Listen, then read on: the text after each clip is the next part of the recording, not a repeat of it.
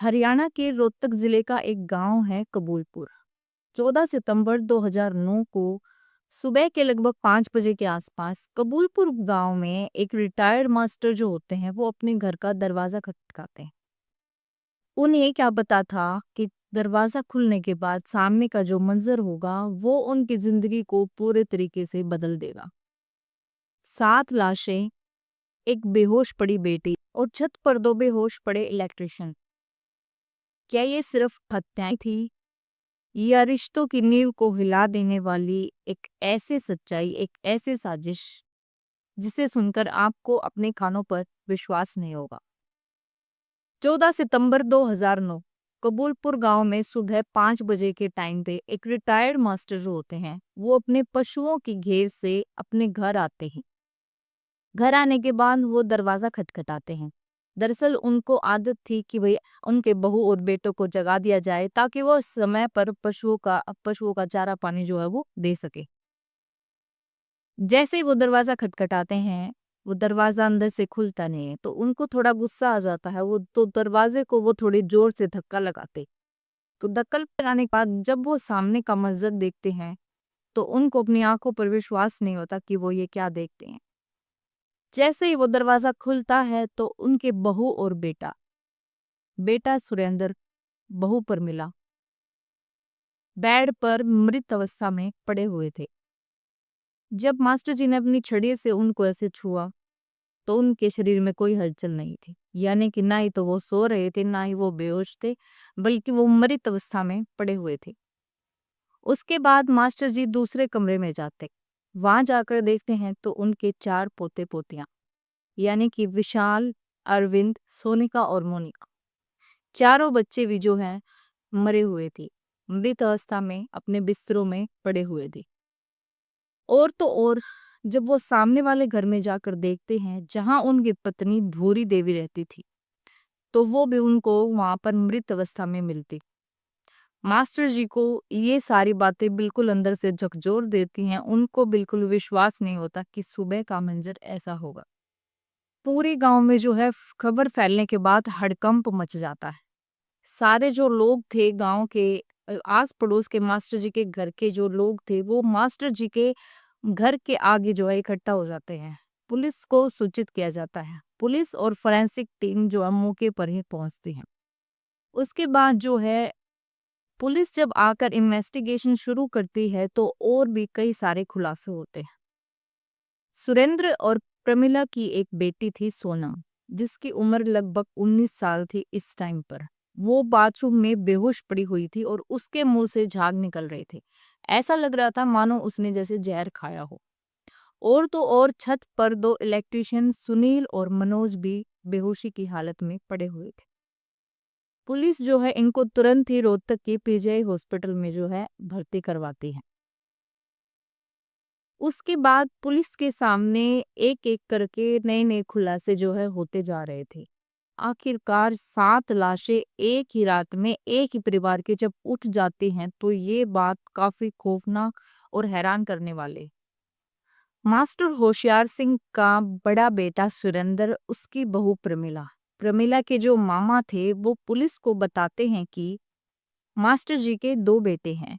एक का नाम है सुरेंद्र जो कि बड़ा बेटा है और छोटा बेटा है कनमवे। इन दोनों के बीच में पिछले कुछ टाइम से जो है रंजिश चल रही थी और मुझे जो है उस पर डाउट है।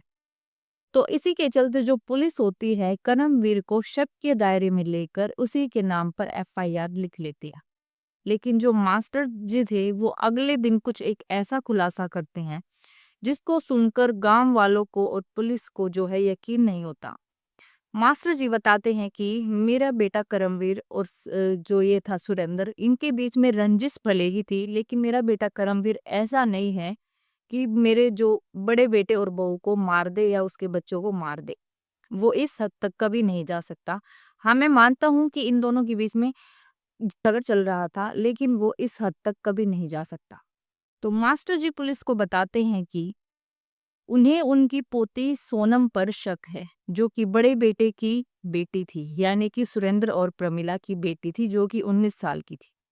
मास्टर जी बताते हैं कि सोनम का पड़ोस के ही एक नवीन नाम के लड़के के साथ पिछले 1 डेढ़ साल से प्रेम प्रसंग चल रहा है, और जो कि हम पसंद नहीं करते थे, क्योंकि वो लड़का नवीन और जो हम हैं वो एक ही गोत्र के हैं। तो एक ही गोत्र में हरियाणा में जो है, हरियाणा के जो कल्चर है उसके हिसाब से एक ही गोत्र में ना ही तो शादी जो है मान्यता दी जाती है शादी को, और ना ही प्रेम प्रसंग को मान्यता दी जाती है। ऐसा जो गांव के रीति रिवाज हैं उनके हिसाब से होता है। तो मास्टर जी बताते हैं कि इसी के चलते हमने जो सोनम है उसका कॉलेज जाना भी बंद करवा दिया था। उसकी सहेलियों के साथ उसका बातचीत करना, हमने सब कुछ जो है उसके ऊपर रोक-टोक लगा रखी थी, पाबंदी लगा रखी थी। और मुझे कहीं न कहीं मन में शक है कि उसी ने इन सब चीज़ों से परेशान होकर शायद ऐसा कदम उठाया है। और हालाँकि उसकी उम्र कम थी, लेकिन पुलिस को विश्वास नहीं हो रहा था कि एक 19 साल की लड़की आखिर अपने माता-पिता, अपने बहन-भाइयों के साथ इतनी घिनौनी हरकत कर सकती है।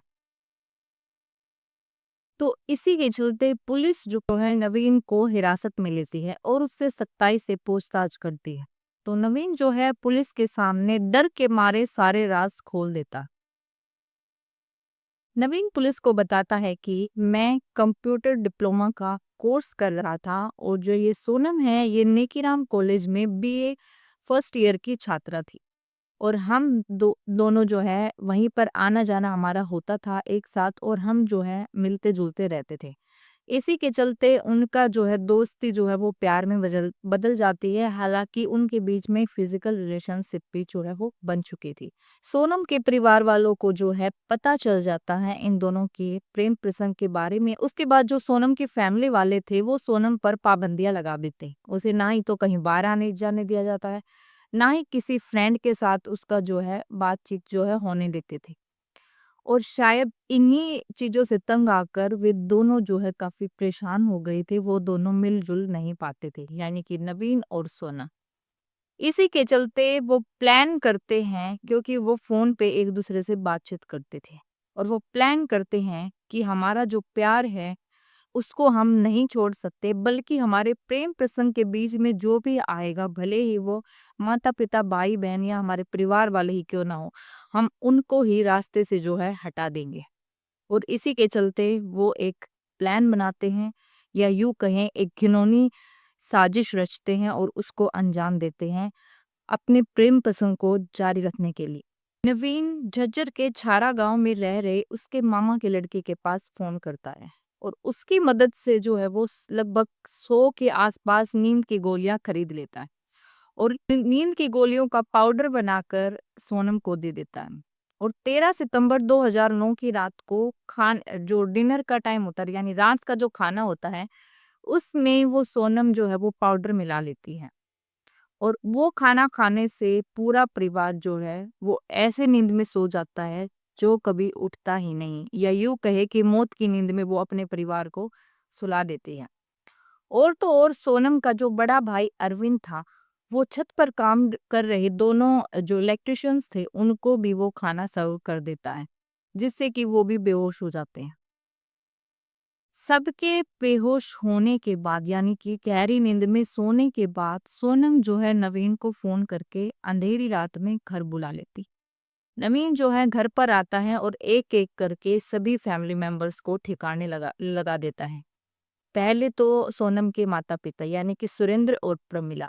उसके बाद सोनम का बड़ा भाई अरविंद। उसके बाद 3 छोटे बच्चे, यानी कि सोनिका, मोनिका और विशाल।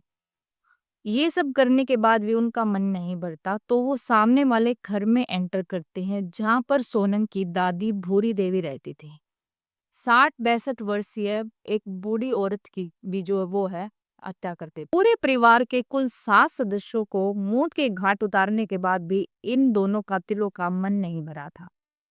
इन 7 लाशों के बीच में ये फिजिकल रिलेशनशिप बनाते हैं। उसके बाद जो है सोनम जो है सो जाती है, और नवीन जो है अपने घर पर चला जाता है। ये वो हवस थी जिसके चलते इन दोनों ने इतनी गंदे करतूत को अंजाम दिया। इनके अंदर इंसानियत का नाम और निशान नहीं बचा था। जब पुलिस ने नवीन की सारी बात सुनने के बाद इस मामले की तह तक जाकर जानने की कोशिश की तो पुलिस के पास बहुत सारे सबूत थे। नींद की गोलियां खरीदने के रिकॉर्ड्स, नवीन और सोनम के लाशों के ऊपर फिंगरप्रिंट्स और उन व्यक्तियों के बयान जिन्होंने नींद की जो गोलियां है वो उपलब्ध कराई थी। तो उसके बाद ये मामला जो है कोर्ट में जाता है। तो 14 सितंबर 2014 को सोनम और नवीन को फांसी की सजा सुनाई जाती है। उसके बाद कुछ टाइम बाद सोनम और जो ये नवीन था ये हाई कोर्ट में अपील करते हैं कि मास्टर जी ने जो है झूठ बोला है अपने छोटे बेटे करमवीर को बचाने के लिए। वो ये झूठा बयान जो है दे देते हैं, यानी कि अपना पहले वाला बयान बदल देते हैं। और इसी के चलते हाई कोर्ट जो है इन दोनों को राक्षस करार देता है, क्योंकि इन्होंने 7 जो है फैमिली मेंबर्स का मर्डर किया था और उसी के बीच इन्होंने यौन संबंध भी बनाए थे। तो इसी के चलते जो हाई कोर्ट है वो ये कहता है कि 7 लाशों के बीच में यौन संबंध बनाना तुम्हारे राक्षस प्रवृत्ति को जो है प्रदर्शित करता है। इसीलिए इन दोनों को राक्षस करार देते हुए 18 जुलाई 2018 को हाई कोर्ट के द्वारा इनकी जो फांसी की सजा थी उसी को बरकरार रखा जाता। मामला सुप्रीम कोर्ट में जाता है तो 12 अक्टूबर 2018 को सुप्रीम कोर्ट के द्वारा सोनम और नवीन की फांसी की सजा को उम्र कैद में बदल दिया जाता है। क्या आप लोग बताइए, इतने जघन्य अपराध के लिए उम्र कैद की सजा काफी है या फिर फांसी की सजा ही इनके लिए काफी थी? कबूलपुर हत्याकांड सिर्फ एक हत्याकांड नहीं है बल्कि एक चेतावनी है जो हमें बताता है कि प्यार और हवस के बीच की जो रेखा होती है वो कितनी पतली होती है। और साथ ही ये हमें बताता है कि रिश्तों पर भरोसा करना कितना जरूरी है और साथ ही साथ अपने आंख और कान को खुले रखना भी बहुत ही ज्यादा जरूरी है। मास्टर होशियार सिंह की छठी इंद्री ने उन्हें उनकी पोती पर शक करने के लिए कहा और कहीं न कहीं उनका शक जो है वो सच निकला। अगर सोनम के परिवार वाले पहले ही सोनम के व्यवहार पर ध्यान दे लेते तो इस इतने बड़े हादसे को रोका जा सकता था। ये पूरा हत्याकांड, कबूलपुर जो हत्याकांड है, ये हमारे लिए एक सवाल छोड़ जाता है। क्या हम अपने बच्चों को सही दिशा की ओर ले जा रहे हैं या फिर हम उनकी इच्छाओं को, उनकी भावनाओं को ना समझकर, उन पर पाबंदियां लगाकर उन्हें बगावत के लिए उकसा रहे हैं? आपकी इस पूरी घटना के बारे में जो भी राय है कमेंट बॉक्स में जरूर बताना।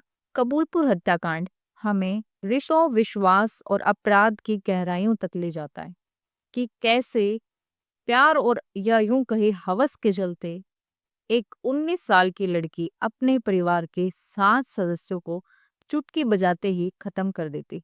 इस पूरे मामले के बारे में आपकी जो भी राय है कमेंट बॉक्स में जरूर बताएं। मिलते हैं फिर और एक सच्ची घटना के साथ। इस तरह की सच्ची घटनाओं को आपके सामने पेश करने का मतलब आपकी भावनाओं को ठेस पहुंचाना नहीं है, बल्कि ये बताना है कि बुरे कर्मों का अंजाम हमेशा बुरा ही होता है, चाहे कितना भी टाइम क्यों न लग जाए। मिलते हैं फिर और एक सच्ची घटना के साथ।